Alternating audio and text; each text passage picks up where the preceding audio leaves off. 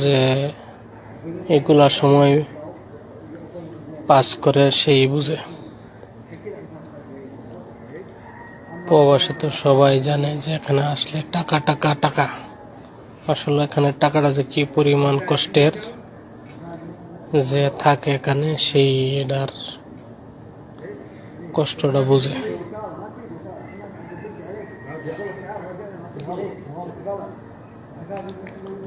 এখানে লুকিয়েছিল কিন্তু গ্যাস দিয়ে এদেরকে বার করা হচ্ছে। আর রাসায়নিক গ্যাস এটা দিলে অক্সিজেন বন্ধ হয়ে যায়, কিন্তু এটা দেওয়ার পরে যত মানুষই থাকুক, সাপ বিচ্ছু থাকুক, তার বের হয়ে আসতেই হবে। এই যে দিতাছে মনে হয় যে একেবারে দুর্বল হয়ে গেছে, সেলসনেস হয়ে গেছে।